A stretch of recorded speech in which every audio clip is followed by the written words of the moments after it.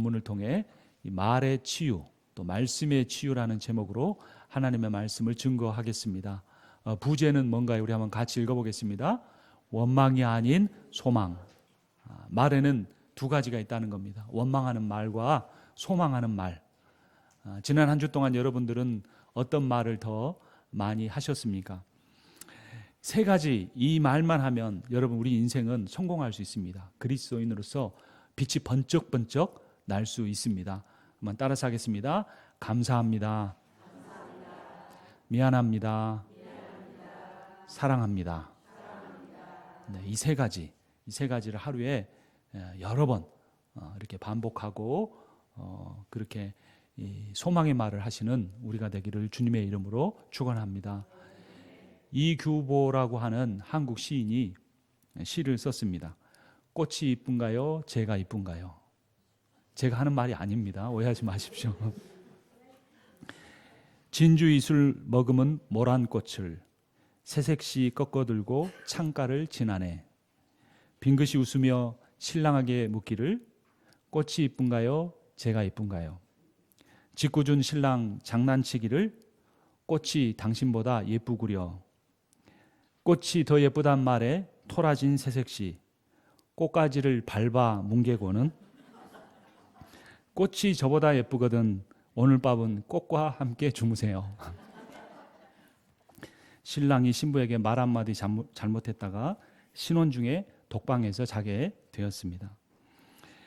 한국 속담 중에 말과 관련된 내용이 꽤 있습니다. 말 한마디로 무엇을 갚는다?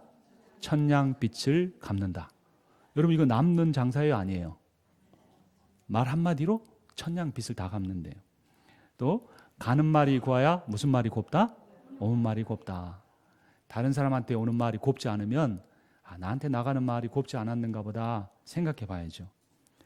이 말은 또 재밌습니다. 고자질쟁이가 먼저 죽는다. 다른 사람에 대한 말 옮기는 거 사실이잖아요. 사실이 거짓말하는 거 아니에요. 그런데 사실이 아니라 그리스도는 뭘 붙잡고 살아야 한다고요? 진실을 붙잡고 살아야죠. 그 사람이 그것 때문에 얼마나 힘든지, 내가 이 말을 하면 어떤 일이 생길지를 해야지. 나는 거짓말은 못해. 그러면서 다른 사람 말 좋지 않은 거 전하면 그 사람이 먼저 죽는다는 겁니다. 또 남말은 새가 듣고 반말은 뭐가 듣는다? 쥐가 듣는다. 이거 당신한테만 하는 말이에요. 내가 우리 교회 제일 친한 집사님한테만 하는 말이에요. 1시간 뒤면 온 교인이 다 합니다. 또 무슨 말이 있습니까?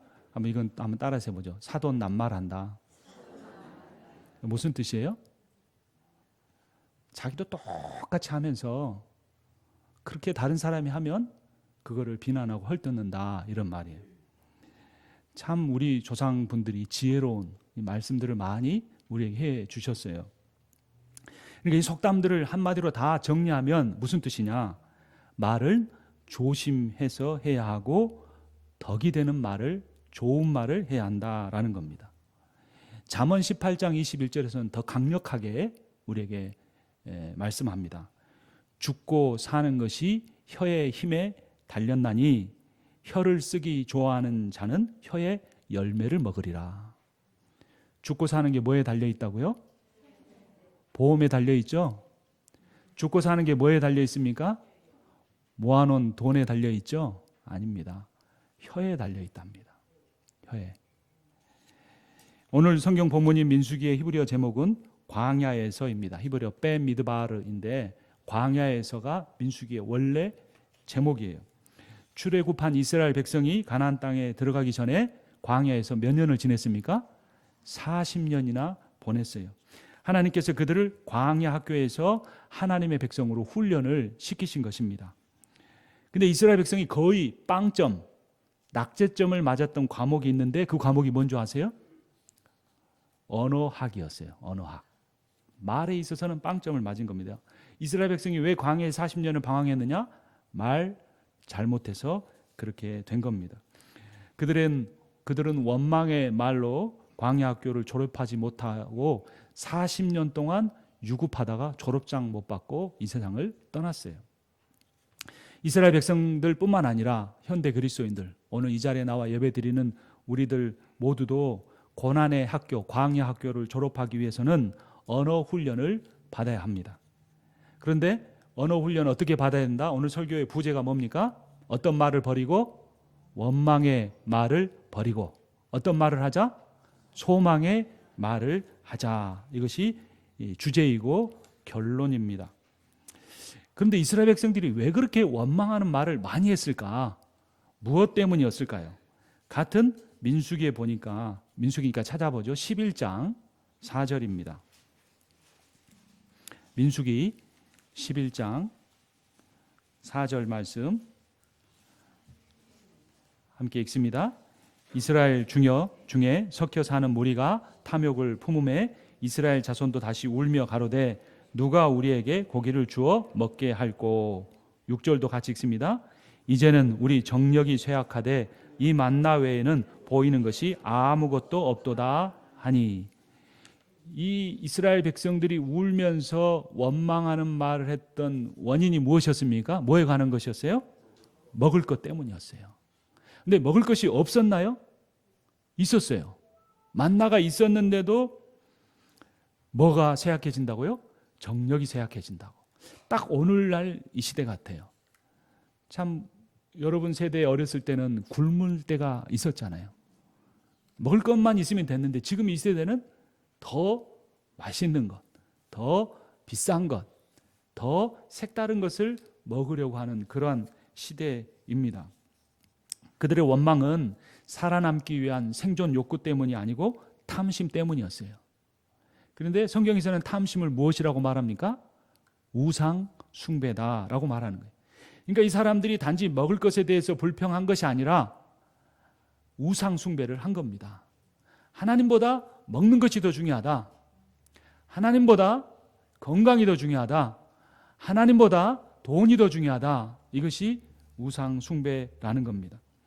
누가복음 12장 15절을 보면 저희에게 이르시되 삼가 모든 탐심을 물리치라. 사람의 생명이 그 소유에 넉넉함에 있지 아니하니라. 사람의 생명이 소유에 뭐에 있지 않다고요? 넉넉함에 있지 않다라는 겁니다. 신자가 특별한 비전이 없이 소유를 넉넉히 가지려고 하는 이유는 하나님을 덜 의지하면서 살려고 하기 때문입니다. 한마디로 말하면 믿음이 없기 때문입니다. 그것은 다른 사람과 비교하거나 또는 과거와 현재를 비교하면서 행복을 찾으려고 하기 때문에 넉넉한 소유를 바라는 것입니다. 그런데 사람은 언제 가장 행복할까요? 사람이 하나님을 전적으로 신뢰할 때 가장 행복하고 최고로 만족한 삶을 살 수 있는 겁니다. 근데 이스라엘 백성들은 과거와 비교합니다. 같은 11장 5절 말씀 같이 읽습니다. 우리가 애굽에 있을 때에는 값없이 생선과 외와 수박과 부추와 파와 마늘들을 먹은 것이 생각나거늘. 지금 광야에 있으면서 과거에 애굽에 있었을 때하고 비교하는 거예요.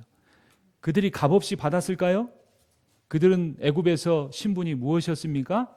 노예였습니다. 죽도록 일하고 이런 것들을 특별한 날에 먹은 것이었어요. 어느 한국 시인의 시입니다. 성공이라고 부러워하지 말 것. 남을 이기고 앞서가는 것이 삶을 더 평화롭게 하지 않는다면. 새 것이라고 따라가지 말 것. 편리하다고 따라가는 것이 삶을 더 건강하게 하지 않는다면. 좋은 것이라고 많이 갖지 말 것. 귀하다고 많이 소유하는 것이 삶을 더 자유롭게 하지 않는다면. 이 시는 성공이나 편리함이나 넉넉한 소유보다 평안과 건강과 마음의 자유가 더 중요하다는 귀한 메시지를 줍니다. 넉넉한 소유는 욕심만 키울 뿐입니다. 내가 이만큼이면 넉넉하다 만족하지 못해요. 사람은 끝없이 더 가지려고 하고 욕심만 키워갑니다. 근데 진정한 행복은 적은 소유에라도 자족할 때, 스스로 만족할 때 가질 수 있게 되는 겁니다. 그러니까 당장 사용하지 않는데도 계속해서 넉넉한 소유를 가지려고 하는 그러한 삶의 태도는 그 사람을 하나님으로부터 오히려 멀어지게 만든다는 거예요. 그리고 자기 욕심만큼 채워지지 않으면 이스라엘 백성들처럼 불평하고 원망하고 그로 인해서 멸망하게 된다는 것입니다. 여러분, 욕망과 소망이 어떻게 다를까요?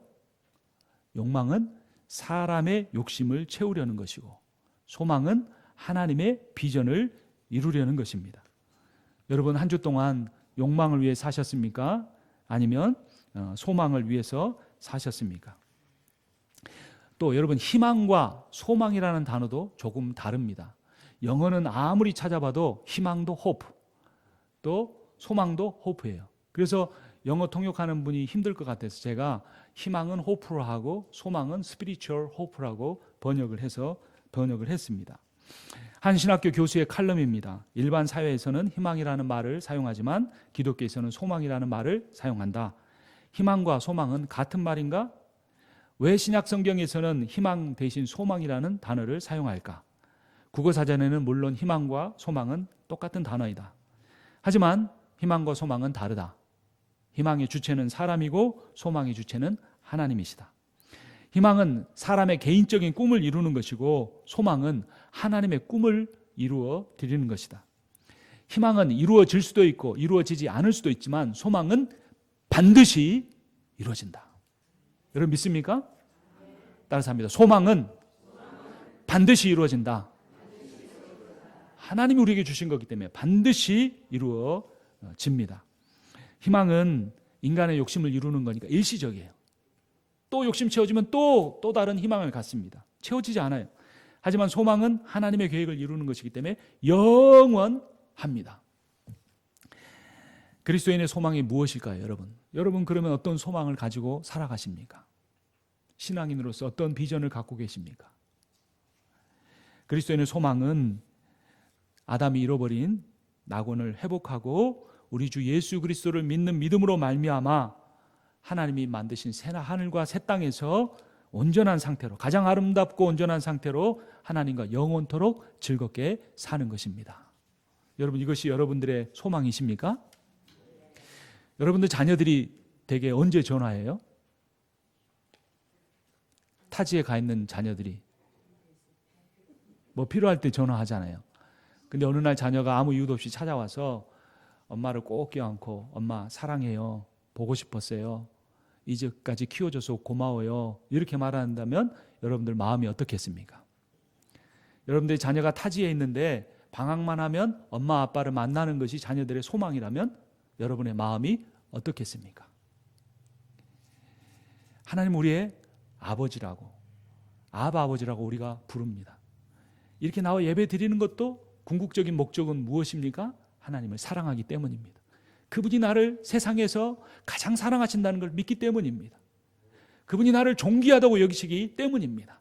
세상에서는 학력을 가지고, 세상에서는 외모를 가지고, 세상에서 모아놓은 소유를 가지고 나를 평가하려고 하지만 하나님께서는 있는 모습 그대로, 연약한 모습 그대로 사랑하시기 때문에 우리도 그 하나님을 사랑하게 예배 드리러 오는 것입니다. 그래서 예배 드리는 순간만 아니라 일주일의 삶에 우리의 소망이 하나님을 사랑하고 그분과 동행하는 것이 돼야 되고, 예수님이 이 땅에 오실 때 그 소망이 완전히 영원히 이루어질 것입니다. 그러면 어떤 신앙인이 희망을 갖고 사는지 소망을 갖고 사는지 어떻게 구별할 수 있을까요?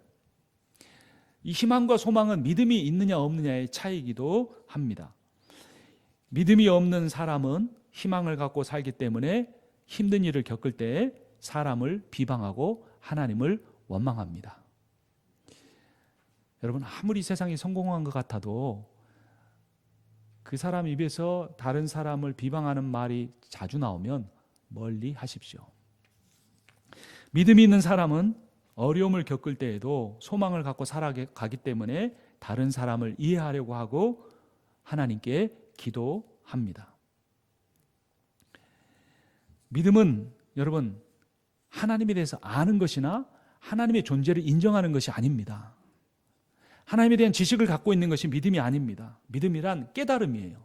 성령이 내 안에 들어오심으로 영적인 세계가 깨달아지고 보이지 않는 하나님이 살아계신 것을 확신하게 되는 것입니다. 그분과 동행하는 마음이 내 안에서 충만해지고 말씀을 읽고 싶고 기도하게 되는 것이 믿음의 삶입니다. 믿음은 영접이고 믿음은 관계입니다. 믿음이 없는 사람, 그러니까 이 소망이 없는 사람, 희망만 가지고 사는 사람은 절대 기도하지 못합니다. 기도하지 않는 이유는 바쁘거나 여유가 없기 때문이 아니고 무엇이 없기 때문입니까? 믿음이 없기 때문입니다. 하나님이 살아계신다는 걸 믿는다면, 그분이 이 세상의 주관자라는 사실을 믿는다면, 그분이 내가 가진 희망이든 소망이든 주신 이루어 주실 줄을 믿는다면 우리는 기도하게 되어 있습니다. 기도하지 않는 이유는 바쁘거나 여유가 없기 때문이 아니고 믿음이 없기 때문입니다. 믿음이 없이는 하나님을 기쁘시게 하지 못하고 구원도 받지 못합니다. 에베소서 2장 8절을 보면 너희가 그 은혜를 인하여 믿음으로 말미암아 구원을 얻었나니 이것이 너희에게서 난 것이 아니요 하나님의 선물이라.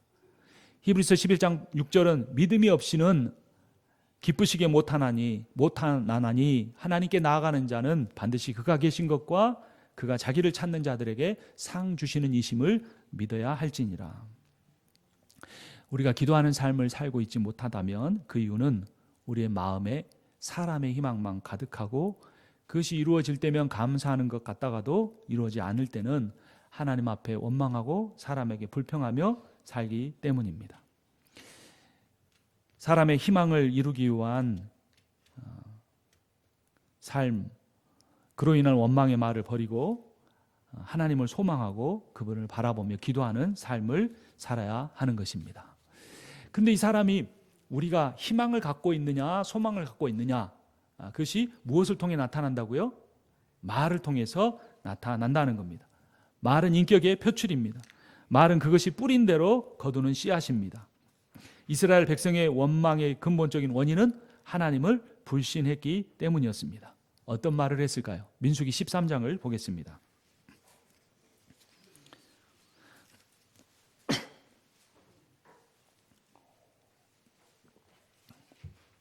민수기 13장 32절 같이 읽습니다. 이스라엘 자손 앞에서 그 탐지한 땅을 악평하여 가로되 우리가 두루 다니며 탐지한 땅은 그 거민을 삼키는 땅이요 거기서 본 모든 백성은 신장이 장대한 자들이며 33절 거기서 또 네피림 후손 아낙 자손 대장부들을 보았나니 우리는 스스로 보기에도 메뚜기 같으니 그들이 보기에도 그와 같았을 것이니라. 이스라엘 백성은 가나안 땅을 뭐 했습니까? 악평했습니다. 하나님을 원망한 것입니다. 그들에게는 어떤 희망이 있었습니까? 가나안 땅을 아무 수고도 하지 않고 싸우지 않고 그냥 편안히 들어가서 사는 것을 희망했습니다.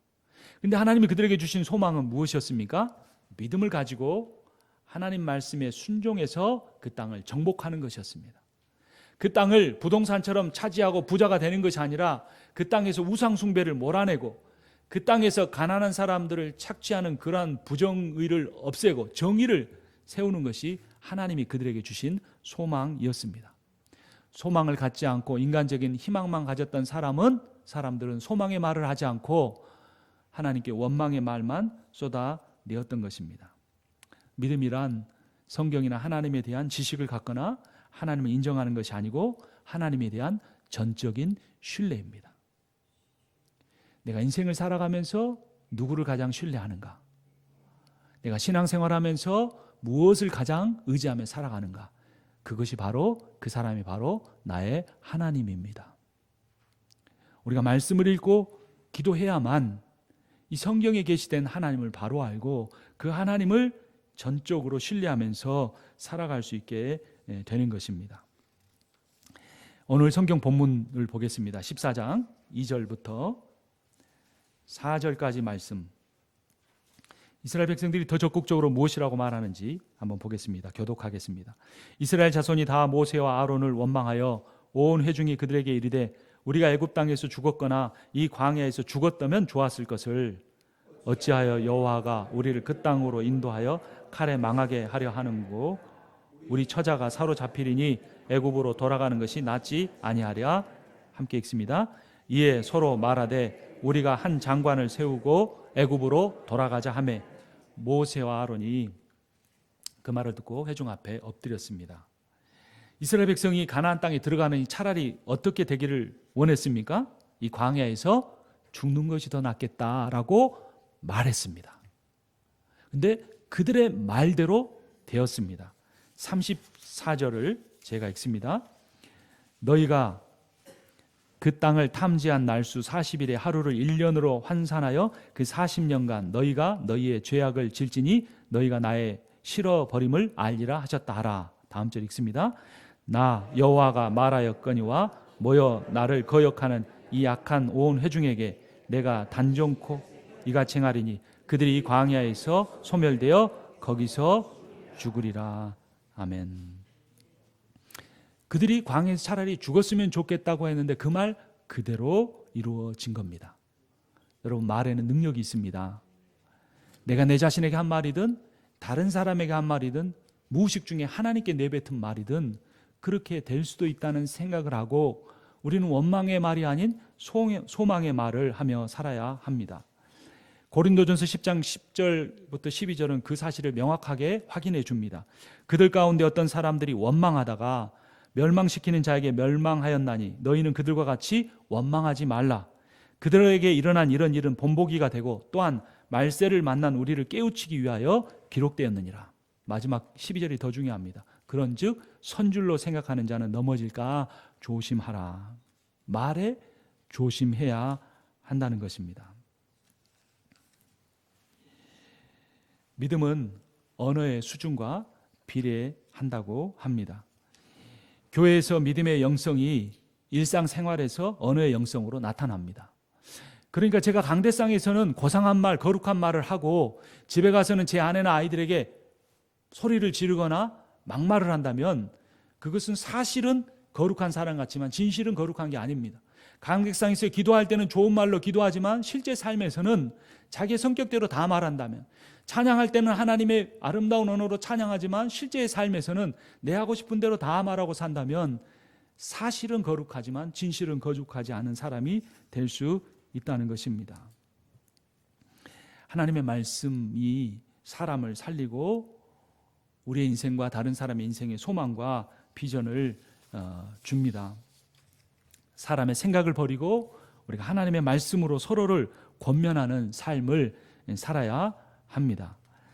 그 정확한 명령을 골로새서 3장 16절이 이렇게 주고 있습니다. 그리스도의 말씀이 너희 속에 풍성히 거하여. 어떻게 거하여요? 풍성히. 저처럼 한번 해보세요. 풍성히 거하여 모든 지혜로 피차 가르치며 권면하고. 어떻게 가르치며 권면하라고요? 피차.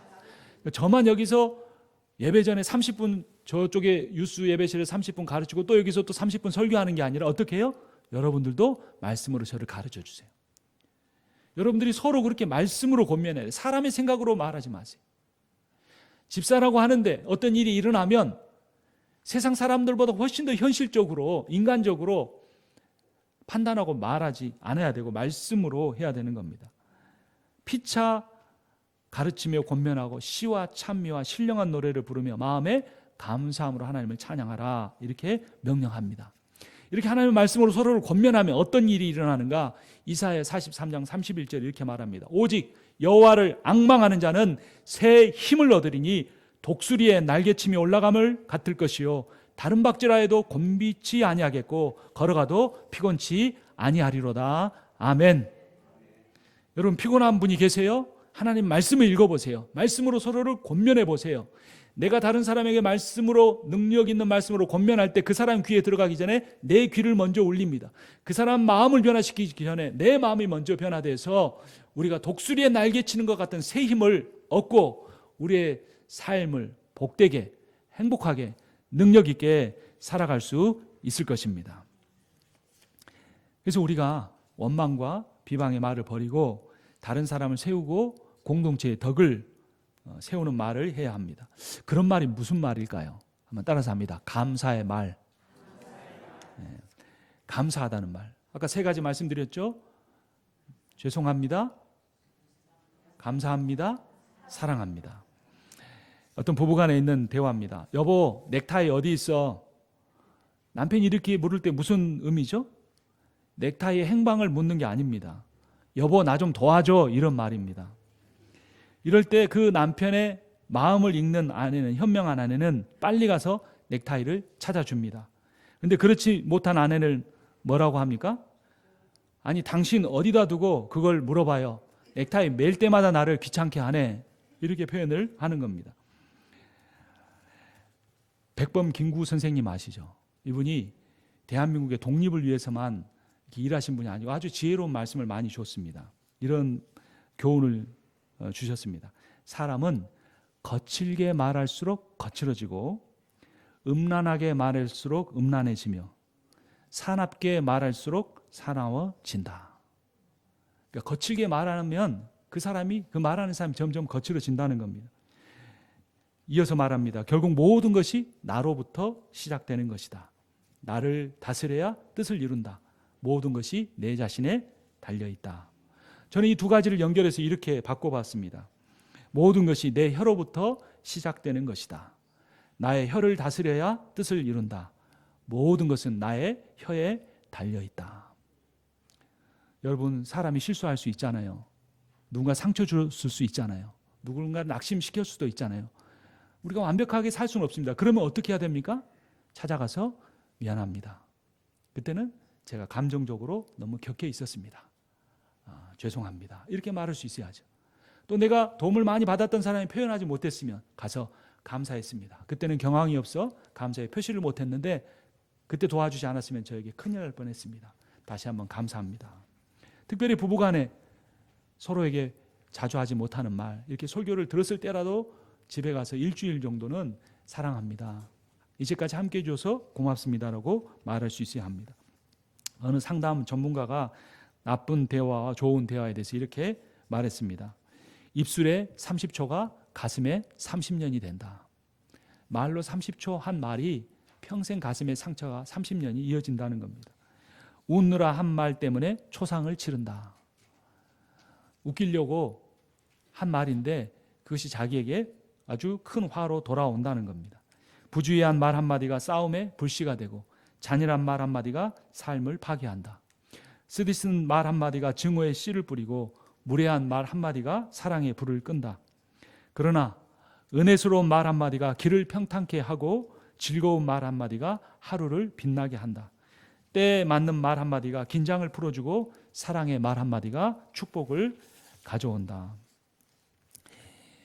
감사의 말에 이어서 우리가 해야 될 말이 있는데 정직한 말입니다.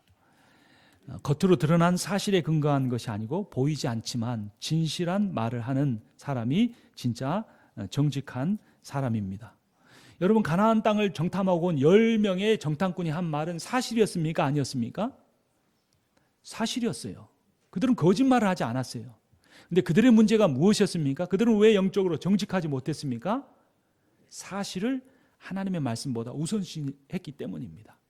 현실은 그렇더라도 사실은 그렇더라도 하나님이 주신 그 비전의 말씀을 믿고 나아갔으면 진실이 보였을 것이고 그들은 긍정적인 말을 하고 그 땅을 정복했을 텐데 그들은 영적으로 정직하지 못했습니다. 어떤 사람이 말을 하는 의도가 중요하다는 겁니다. 미사여구를 사용하지 않아도 아주 멋스러운 말이 아니어도 의도가 선하면 그 사람의 말은 늘 사람을 살립니다. 근데 굉장히 똑똑해 보이고 성경의 단어들을 막 사용하고 대단한 믿음의 말들을 표현하는 것 같지만 그 의도 속에 사람을 정죄하고 비판하고 하나님을 신뢰하지 않는 사람의 말은 주변 사람들을 죽게 만듭니다. 1858년 뉴욕의 어느 가정에 한 아이가 태어났습니다. 어려서부터 소아마비를 앓았고 다리를 절게 되었습니다. 게다가 그는 천식을 앓았습니다. 그가 가까스로 생명을 연장하며 11살이 되던 날 아버지가 생일을 축하하며 이런 말을 했습니다. 아들아, 네가 가진 장애는 절대 문제가 아니다. 네가 만약 전능하신 하나님을 정말로 신뢰하고 믿고 또 하나님께서 너와 함께 하신다면 너는 미국 역사에 신화 같은 기적을 남기는 놀라운 삶을 살게 될 것이다. 이 사람이 23살이 되었을 때 뉴욕주를 대표하는 의회의 의원이 되었습니다. 또 얼마 지 않아 뉴욕의 주지사가 되었습니다. 그런데 그는 1920년도에 대통령 선거에서 부통령 후보로 지명되었지만 패배했습니다. 그 다음에는 찬물에 연못에 빠져서 하반신 자체를 아예 쓸 수 없게 되고 말았습니다. 그런데 그가 그 부인의 말에 의해 다시 한번 새 힘을 얻었습니다. 그가 아내에게 물었습니다. 내가 이렇게 불구자가 되었는데도 당신은 지금도 나를 사랑하오? 그러자 엘레나가 미소 지으면서 이렇게 대답했습니다. 나는 당신의 다리를 사랑한 것이 아니고 당신의 전부를 사랑했답니다. 이 말에 용기를 얻은 이 사람이 다시 삶의 활력을 얻어 미국의 대경제공황을 빠른 시일 내에 수습한 미국의 대통령이 되었습니다. 그는 미국 대통령 중에 유일하게 4번씩이나 재선에 성공한 사람이 되었는데 그가 바로 테오도르 루즈벨트였습니다. 남편에게 다시 일어설 수 있는 재기의 말, 원망의 말이 아닌 소망의 말을 한 엘레나 여사는 미국 영부인 중에 흑인을 진정으로 사랑한 백인이라는 별명을 흑인들로부터 받았고 루즈벨트는 1906년에 노벨 평화상까지 받았습니다.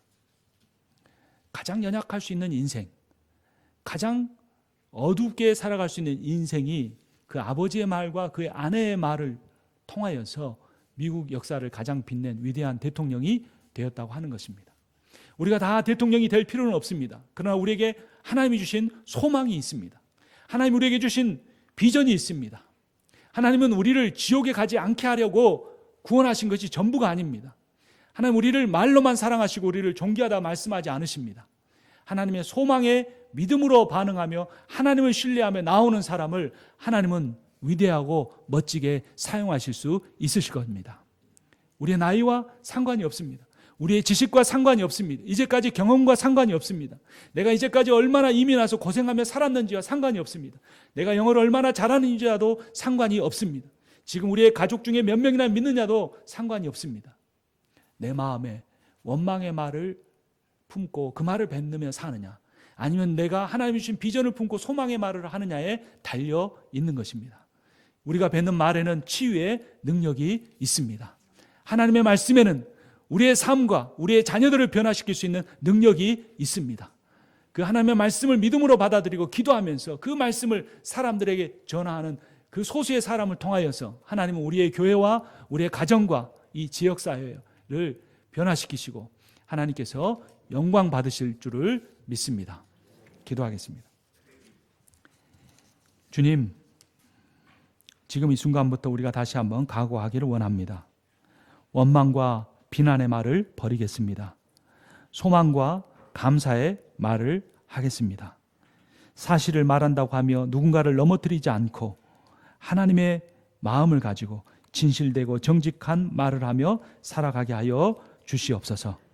하나님의 말씀에도 그 말씀을 따르는 우리의 말에도 치유의 능력이 있음을 믿습니다. 소망의 말과 우리 자신과 우리의 가정과 교회와 살리는 크리스천이 되게 하여 주시옵소서.